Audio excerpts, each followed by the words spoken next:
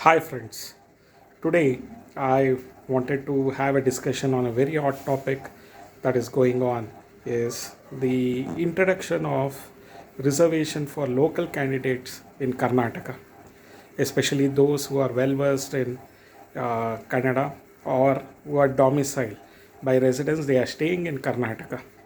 So it's a very important aspect of it. Before that, let us have a case study of Germany.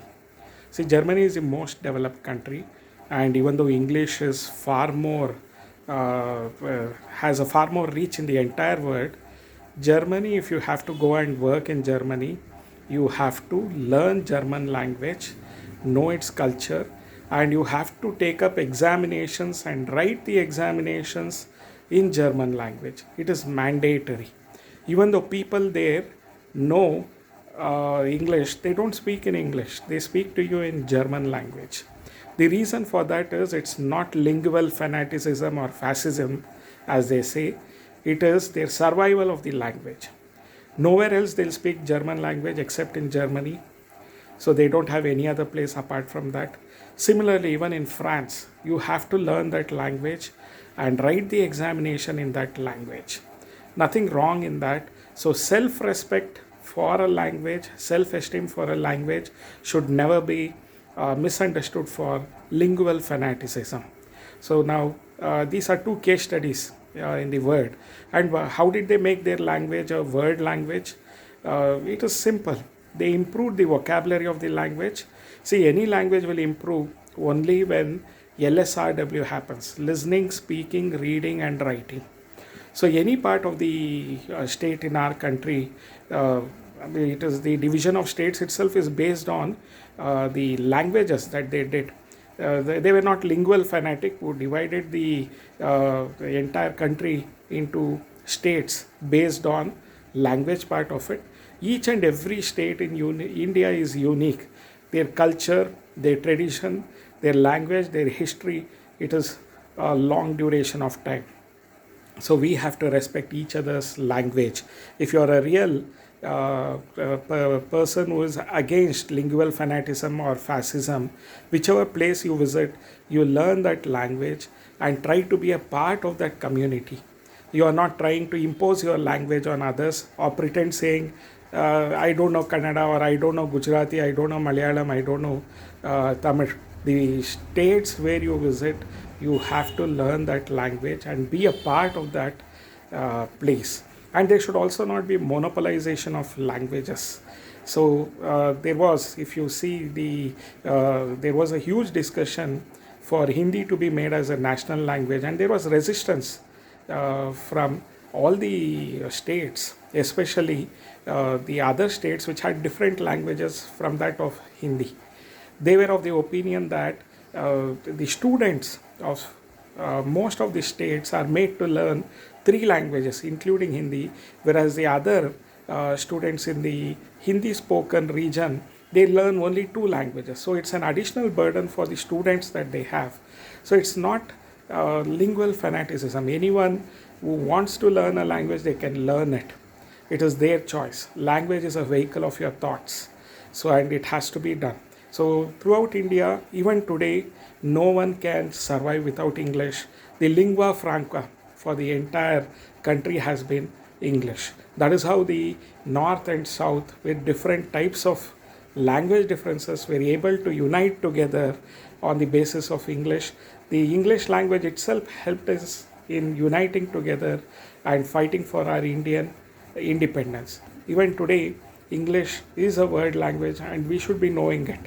And at the same time, our respect and self-esteem for our mother language should not be lost. More priority, the central government should give more priority for the regional languages and see to it those regional languages survive in those regions. Because in the entire world, nowhere else will they speak Kannada except Karnataka. And people who come here for the job and other opportunities should respect that and not impose their languages, or their laziness should not be a reason for saying that they cannot learn other languages. When they take efforts to learn German and French when they visit those countries or when they want to make business with those countries, they should put equal efforts in the state that they are residing, not try to impose their languages on the people and try to make them that language. That is a huge language fascism that they have, lingual fascism that is happening. Even the call center, the trend has changed. Earlier, the regional languages they would answer whenever you had a call center or free toll. But at present, that is not happening. They give you only two options, Hindi and English. Even in recently, I visited a bank in Union Bank of India. In the branch, I found that the manager was speaking to his colleagues in Hindi. Most of them do not know. Half of the words they do not know. And the employees there also are speaking the same. We respect the language of Hindi, we try to learn it, but that doesn't imply don't impose your language on us. Respect the regional languages, respect the regional culture, and you have to have that minimum gratitude. And expecting this gratitude is not fascism, as many of you have stated that. So you have to respect the language. When you go abroad, you do that. Why don't you do that in the regional part of this country? So unity in diversity and diversity in unity will be possible only when you respect other languages too. You have pride in your language, learn your language. You are the only person who is going to learn your language, because you have to see to it that the next generations goes on. So if you look into the survey of languages from 260 to 250 languages, today it has got reduced to 170 languages in India. That has been because of dominance of other languages, developing an inferiority complex, and the local people themselves develop an inferiority complex towards their language and try to imitate and ape other languages, thinking that it is more civilized. This is the worst betrayal that you can do for your languages. Finally, ending up with all this, I would like to say, as human beings at molecular level, all of us have the same language, that is molecular language, and it is in codons, triplet codons. Whether it is a dog, cat, or others, we have a universal codon. The molecular language is the same with all of us. So remember that also. Let us not go to two extremes, becoming a lingual fanatic by not learning the languages of that particular region where you are staying, and another extreme is by imposing your languages on others and saying your language is superior and trying to build an inferiority complex on other languages.